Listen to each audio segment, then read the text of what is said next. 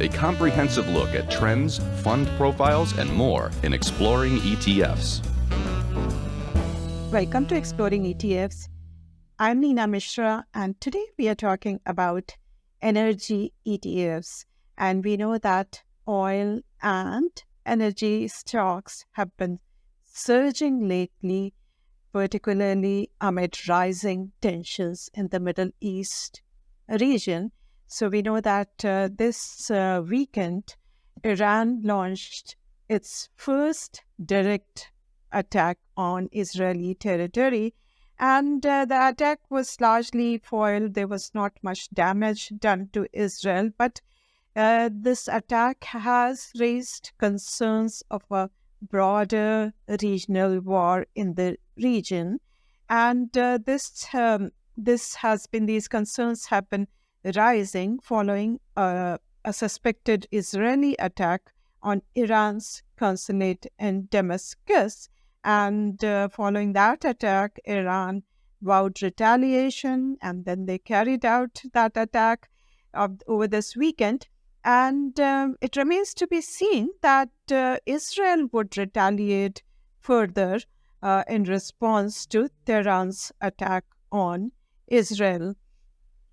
Then Ukrainian drones have been causing a lot of damage on Russian oil infrastructure. Several oil refineries in Russia have been damaged by those drone attacks. And that led Russia to ban gasoline exports because they want to meet the domestic demand.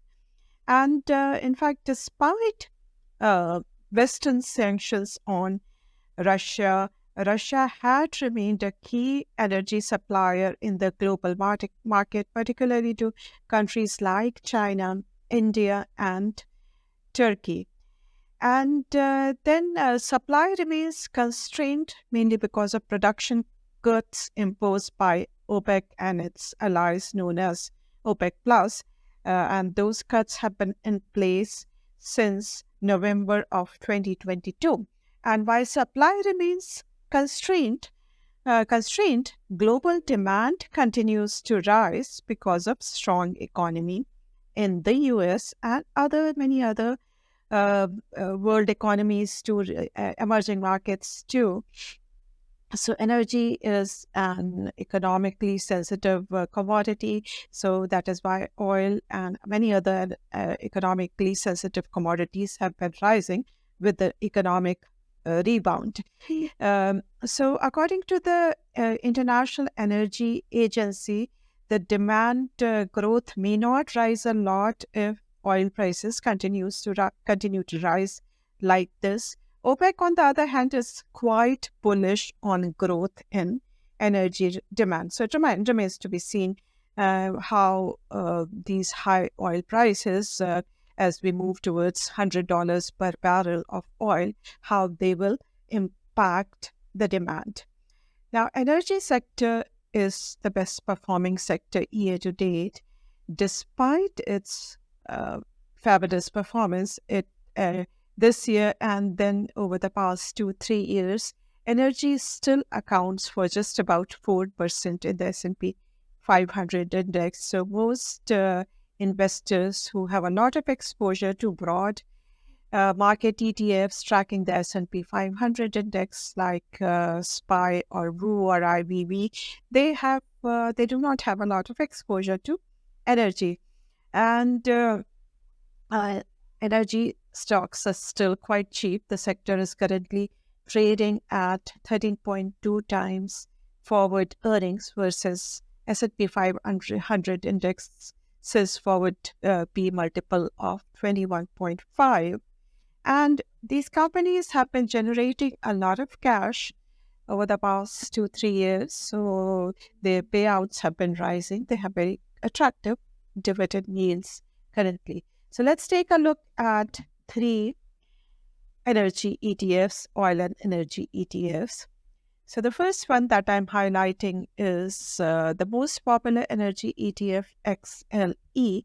It provides market cap weighted exposure to the sector very popular with 41 billion in assets under management and ultra cheap with just 9 basis points expense ratio. Let's go to the quote page on Zacks.com.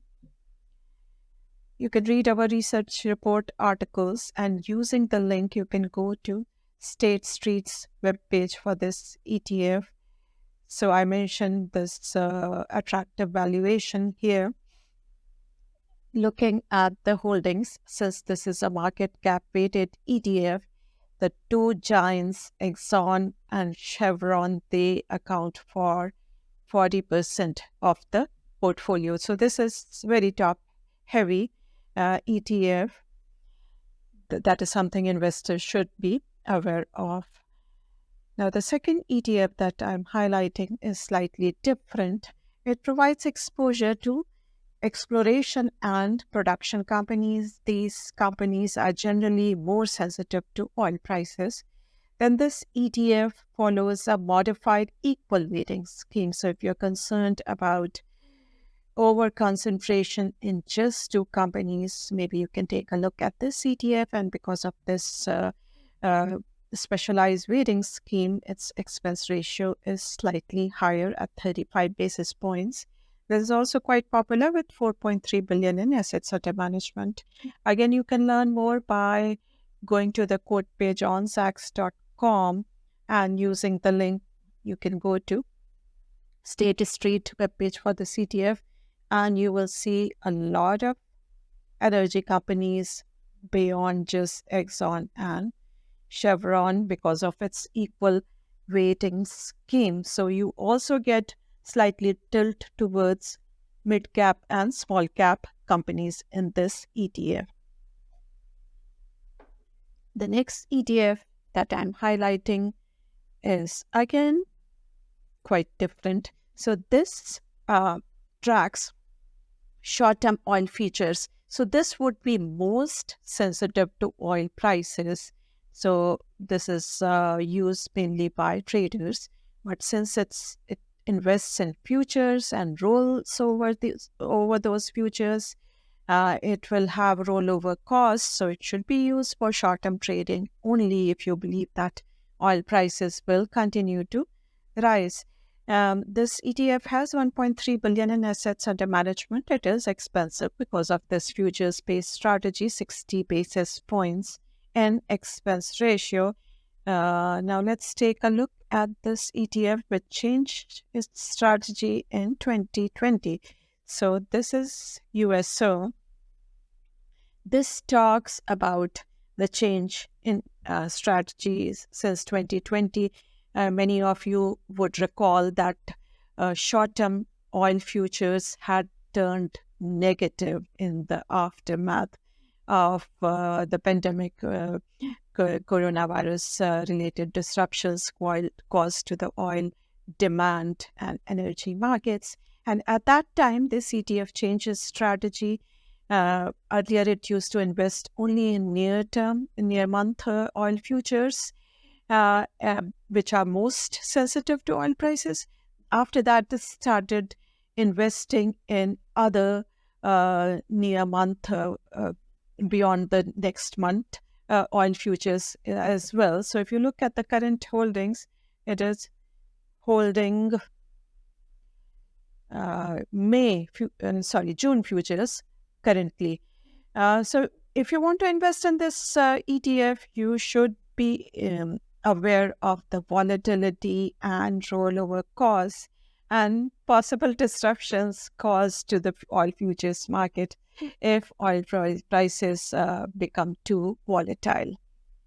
Now, on the next slide, I have the comparative performance of these three ETFs versus the S&P 500 index. So USO is the best performer year to date. That is up about 24%. And the other two energy ETFs and energy equity ETFs are up about 14%. And the S&P 500 index is up a little more than 8% over this period. Thanks for watching. Make sure to check out Zacks.com/promo for an interesting offer. Also, make sure to subscribe to our YouTube video channel so that you do not miss anything. And I'll see you next week.